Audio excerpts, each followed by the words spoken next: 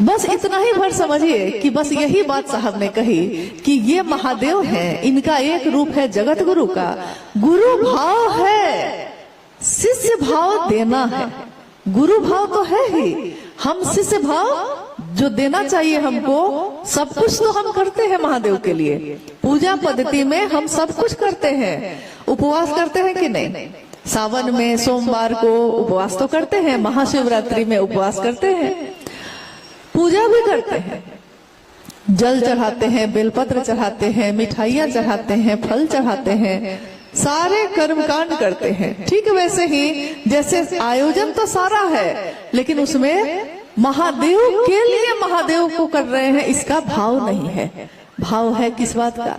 कि मेरे बेटा को ये हो जाए, मेरे पति को ये हो जाए, लेकिन प्रेम में व्यापार नहीं होता है। और महादेव का शिष्य बन के भी अगर हम भाव नहीं देंगे महादेव को, गुरु भाव है, शिष्य भाव नहीं देंगे, तो गुरु अपनी दया तो देंगे, किसको देंगे? शिष्य को देंगे ना। तो शिष्य जब हम बनेंगे ही नहीं तो देंगे किसको दया? और अगर शिव की दया मिल जाए तो कहा गया है कि कीम न सिद्धते भूतले, इस भूतल पे, इस धरती पे क्या ऐसा है जो आप चाहिएगा और महादेव की दया से वो नहीं मिलेगा। छोटी सिद्धियां सिद्ध की जाती हैं, मतलब उसके लिए लोग प्रयास करते हैं, और बड़ी सिद्धियां यानी शिव की शिष्यता सीधे दे दी जाती है। तो एक तो हम लोग के नजर में ये है कि शिव की शिष्यता की बात तो चल रही है, हमारे गुरु शिव हैं ये हम कह तो रहे हैं, लेकिन महादेव के लिए महादेव से दया नहीं मांगते। महादेव की बात कर सके इसके लिए दया नहीं मांगते। महादेव को प्रणाम हो जाए इसके लिए प्रणाम नहीं करते। तो कारण ये हो जाता है, सालों साल बाद भी हम कहते हैं कि महादेव की दया नहीं हुई। दया मतलब हम समझते ही नहीं कि हमको दया का मतलब क्या होता है, क्या मिल जाना चाहिए। शिव की शिष्यता जागरण है व्यक्ति के आध्यात्मिक और मानसिक तल का। आज 27 अक्टूबर है, आज से 3 दिन के बाद दीपावली है ना, 31 अक्टूबर को। अभी आपने सुना भाई सोमेंद्र जी बता रहे थे साहब के बारे में, तो उन्होंने कहा कि 31 अक्टूबर 1948 को साहब श्री का जन्म इस धरती पे हुआ है, और उस दिन भी दीपावली मनी थी। क्या सुखद संजोग है कि इस बार की दीपावली भी 31 अक्टूबर को है और दीपावली का दिन है और दिए जलेंगे। साहब ने कहा एक बार, शिव की शिष्यता यानी आध्यात्म पे चलने का रास्ता है ये। हम दिया जलाते हैं ना तो उसमें रोशनी होती है। कहीं भी दीपावली के दिन हम जब दिया जलाएंगे तो उसमें रोशनी होगी, धरती रोशन होगी। एक बार हंसी में साहब ने कहा कि एक बार ऐसा हुआ कि अंधेरे ने सूरज की शिकायत कर दी भगवान से। अंधेरे ने भगवान के पास जाके कहा कि ये जो आपका सूरज है ना, सूरज जो उगता है तो रोशनी हो जाती है, ये सूरज मेरा पीछा करता है और मेरा पीछा करता है, इसके कारण जब ये आ जाता है तो मुझको भागना पड़ता है। तो भगवान ने बुलाया सूरज को और पूछा कि क्यों इसका पीछा करते हो? सूरज ने कहा यानी रोशनी ने कहा कि मुझको तो इससे भेंट ही नहीं है कभी, मैं इसका पीछा क्यों करूंगा? तो संदेश ये है कि जहां रोशनी आती है वहां अंधेरा अपने आप खत्म हो जाता है।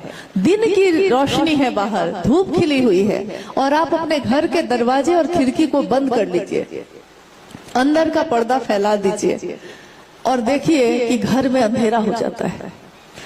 यानी अंधेरा तो है ही, रोशनी को लाना पड़ता है।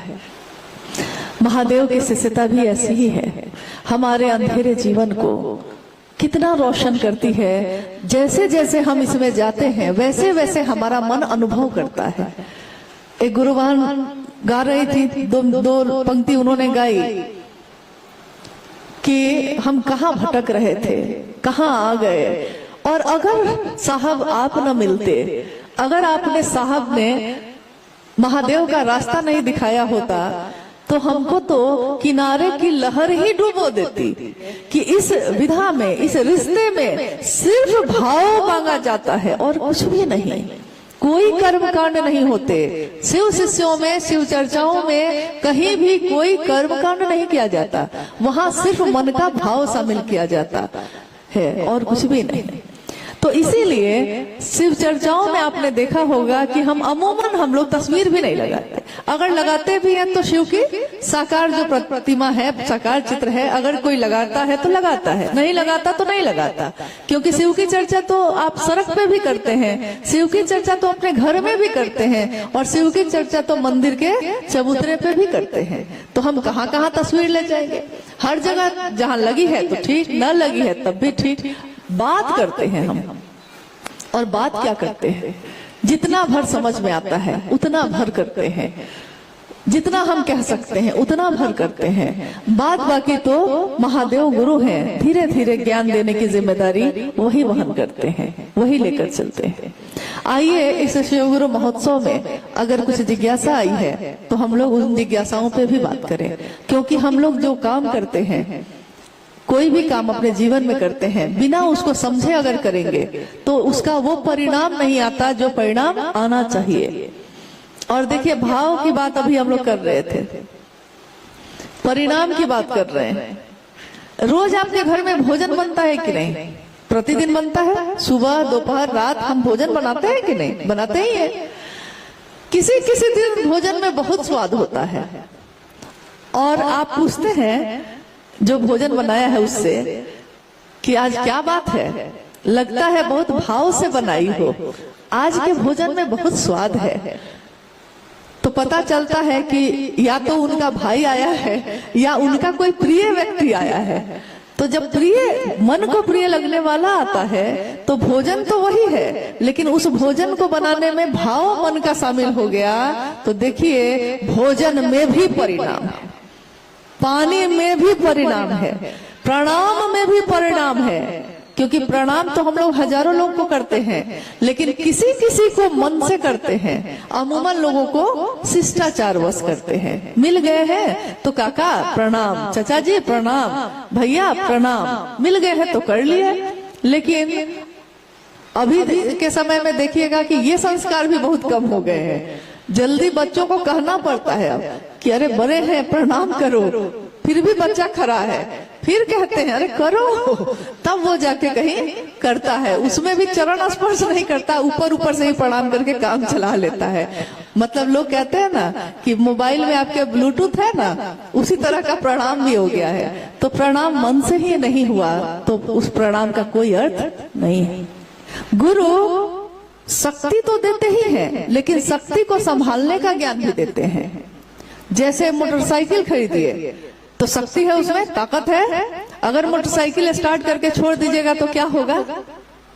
सीधे जाके टकरा जाएगा कहीं, और हो सकता है अगर सामने व्यक्ति हो तो उसको कुचलता हुआ चला जाए। ताकत है उसमें, लेकिन ज्ञान नहीं अगर हो चलाने का तब क्या होगा?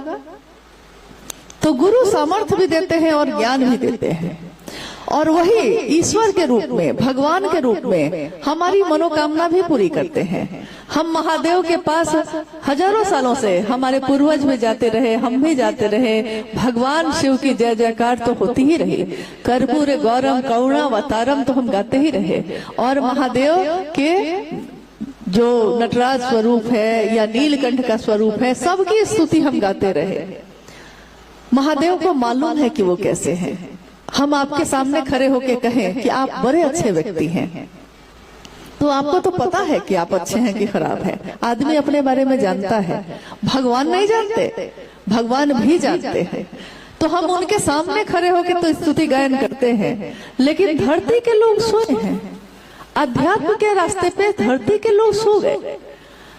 पूजा पाठ में कर्म कांड तो है ही, ऐसा नहीं कि पूजा नहीं हो रही। और महादेव की पूजा का परिणाम भी है, शिवलिंग पे जल चढ़ाते हैं, हमारी मनोकामना पूरी होती है तो हम खुश हो जाते हैं। लेकिन उस मनोकामना के पूरे होने में हमारा भला है या नहीं है ये तो हम नहीं जानते। और चीजें मिल जाए और संभालने का ज्ञान नहीं हो तब भी वो बेकार है मेरे लिए।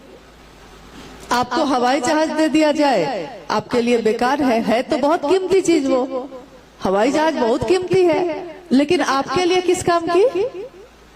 और साइकिल है तो आपके लिए काम की है, क्योंकि साइकिल चलाने आपको आता है। अगर आपको हवाई जहाज चलाने आता तब आपके लिए काम की चीज थी, लेकिन चलाने का ज्ञान गुरु के रूप में ही कोई दे सकता है।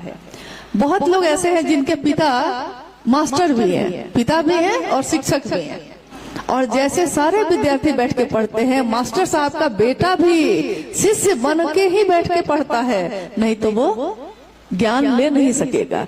तो ज्ञान एक ऐसी चीज है जिसके लिए शिष्य बन के ही जाना पड़ेगा। और क्योंकि सिर्फ जगत गुरु शिव ही गुरु का काम करते हैं, तो जो गुरु का काम करते हैं हम उन्हीं के पास न जाएंगे। यहाँ के एसपी साहब बहुत ज्ञानी होंगे, लेकिन वो मास्टर नहीं है, तो हम पढ़ने के लिए कहाँ जाते हैं? हम पढ़ने के लिए तो मास्टर के पास जाते हैं।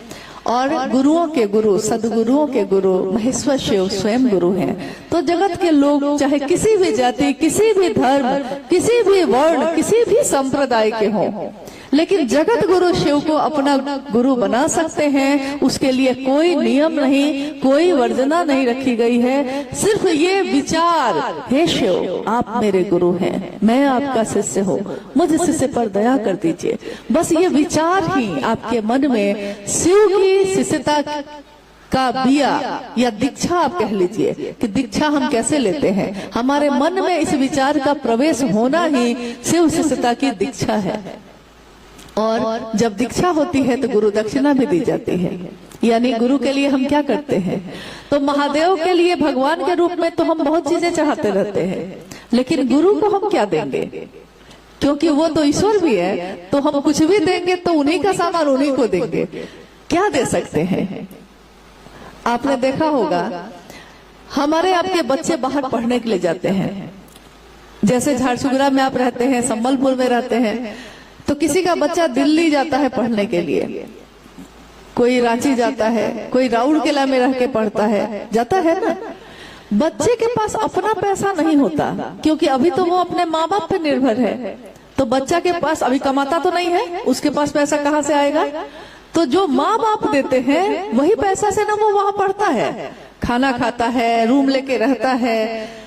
जब वो छुट्टी में अपने घर आता है तो माँ को कहता है कि माँ तुम्हारे लिए एक साड़ी लेकर आए हैं, पिताजी आपके लिए एक चादर लेके आए हैं। पिता को भी मालूम है, माँ को भी मालूम है कि इसके पास तो पैसा था नहीं, कहाँ से लाया? यानी हम जो दिए थे इसको खर्च करने के लिए उसी में से ना बचाया होगा, और बचाकर मेरा बच्चा मेरे लिए लाया। दिया हुआ तो मेरा ही है, लेकिन मुझको याद रखा और मेरे लिए लेके आया। ये भाव जो होता है, याद रखा, भूला नहीं मुझको, ये भाव उसकी माँ की आंखों में आंसू ले आता है, उसके पिता की आंखें भींग जाती है कि मेरा बच्चा भूला नहीं हमको। यही बात है कि महादेव तो ईश्वर है, हम धरती पे आए, ये दुनिया महादेव की है, लेकिन इस दुनिया में, जिस दुनिया में हम रहते हैं, महादेव की दुनिया में हम आप रहते हैं, लेकिन हमारी जो छोटी छोटी दुनिया है उसमें महादेव नहीं रहते। उसमें मेरे पति रहते हैं, मेरे बच्चे रहते हैं, मेरे माँ बाप रहते हैं, लेकिन क्या महादेव भी रहते हैं? महादेव की दुनिया में तो हम रहते हैं। तो ये भाव जग जाए, ये गुरु के बिना नहीं हो सकता। गुरु कभी शब्द से, कभी अपनी वाणी से, कभी साधना उपासना से, और कभी मात्र दया से शिव के लिए आवेश पैदा करते हैं शिष्य के मन में।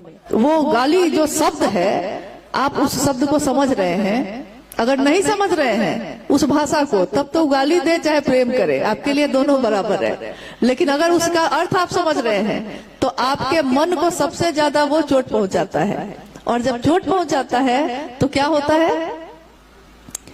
शब्द की मार आप भूल नहीं पाए, उसने मुझको गाली दी, आप भूल नहीं पाए, और किसी ने शब्द ही तो कहा है आपको कि हम तुमको बहुत प्यार करते हैं, ये भी तो शब्द ही है। हम आपका बहुत आदर करते हैं, ये भी एक शब्द है। तुम तो मेरे भाई हो, ये भी एक शब्द है। लेकिन देखिए, ये शब्द मन को भाव विभोर कर देता है। तो शब्द की मार से महादेव अपने शिष्य में गुरु के लिए आवेश पैदा करते हैं। इसीलिए भगवान के रूप में तो वो देते ही हैं, लेकिन अगर गुरु ना मानेंगे तो गुरु जीवन जीने की कला सिखाते हैं। वो कला हम सीखेंगे कैसे? और क्यों न माने, जब सबसे सुंदर गुरु मिल रहा हो और उसके लिए आपको कुछ करना भी नहीं पड़ता, बस मन में ही तो सोचते हैं, मन में ही तो दया मांगते हैं, तो इसमें दिक्कत क्या है?